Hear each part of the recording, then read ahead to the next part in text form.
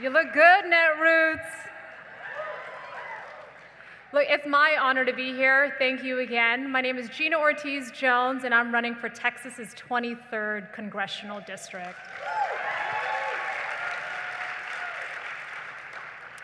My story starts 40 years ago. 40 years ago, my mother came to this country. My mother graduated from the #1 university in the Philippines, but wanted a chance at the American dream. Like so many people, she humbled herself. She came to this country as a domestic helper because she knew even if she came to this country, even in that capacity, the sky's the limit. That is what my younger sister and I were reminded of every single day, that our trajectory in life was in no small part to being born in this very, very special country. So it's sad to think that our immigration discussion these days is lost sight of the fact that for many people in this world, they know from a very young age that they will have to leave their home country to live their best life. That is the promise of our country, and that is the promise I look forward to keeping as a member of Congress.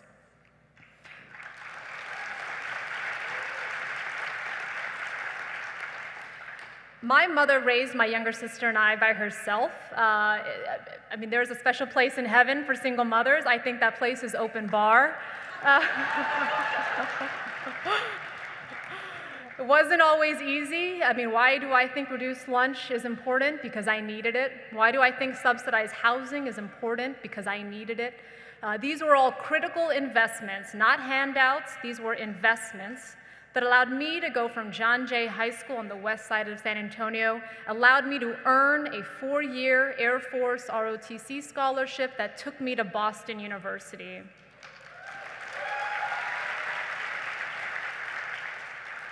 I would go on to serve in the Air Force. I served as an intelligence officer. I deployed to Iraq. I served under Don't Ask, Don't Tell. And when I came back from Iraq, I surprised my mom, but she surprised me, in fact. She said that while I was deployed, she had been diagnosed with cancer. She had the surgery to have the cancer removed, and she was already undergoing chemotherapy.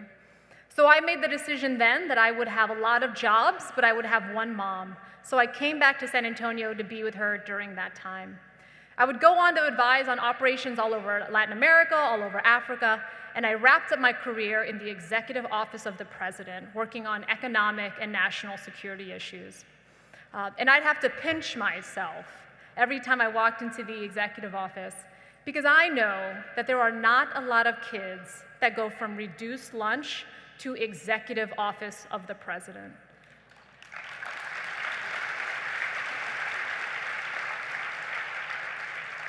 That doesn't just happen.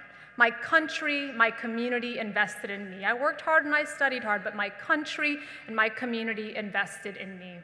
So I knew after the election that my time in public service may need to be different, not only in light of my personal opportunities that I've been afforded, but also I have served in countries where women and minorities are targeted. I have served in countries where government's disregard for conflict of interest has hollowed out these countries, and I have seen what happens in countries when good people don't stand up, when institutions are under attack. So this is very much a race for me to protect the opportunities that allowed me to grow up healthy, get an education, and serve my country. I talk a lot about opportunities because I think fundamentally at the end of the day, I don't care what committee you sit on, what committee you chair, a member of Congress does 3 things. They create opportunities, they protect opportunities, or they erase opportunities. They do that with their voting record, they do that with their record of silence. You and I are seeing every single day how dangerous that silence can be. Texas is on the front line of so much of what's going on right now. Texas is not a red state. You've heard it. Texas is a non-voting state. But we can't just write off Texas. Texas has 1 in 10 kids in this country, 1 in 10 kids in this country goes to school in Texas. 45% of our kids in Texas rely on CHIP or Medicaid for insurance. So we have an outsized effect, not only on the educational outcomes, educational potential of our young people, but just on the basic health of our young people in this country. Texas is on the front line of this fight. And I'm not just talking about humanity's collective fight against Ted Cruz.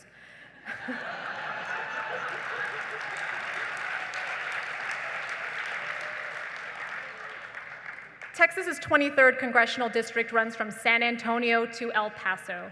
That's from, yeah, El Paso. That's like Manhattan to Raleigh, North Carolina, or on the other coast, San Francisco to San Diego. 40, yes, exactly, wow, imagine driving it often. 40% of the US border with Mexico is in this district. Between Texas and California, that's 45% of this country's dreamers. Texas also matters, though. One in six Texans is uninsured. So again, when we think about the future potential of our country, a lot of that is being determined, and a lot of that is playing out directly in Texas's 23rd congressional district.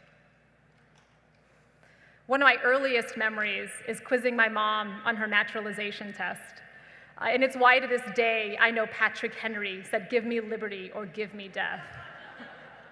I would come to find out that I would never have to take that test. But you and I know we are being tested. We're certainly being tested as Texans, we're being tested as Americans. What kind of country are we? Who are we as a people? What kind of country do we owe to the next generation of Americans? We are answering those existential questions right now. And for me, that meant stepping up and seeking to serve my country and my community again. So look, I look forward to being the first out member of Congress from Texas.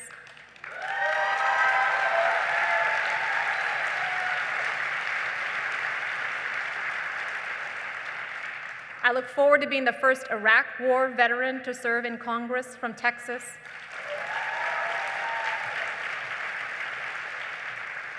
I look forward to being the first Filipina American ever to serve in Congress.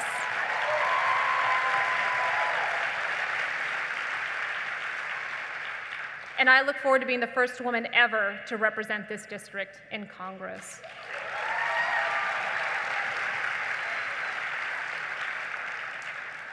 I would be honored to be all of those things, but it is so much more important to me that I am not the last.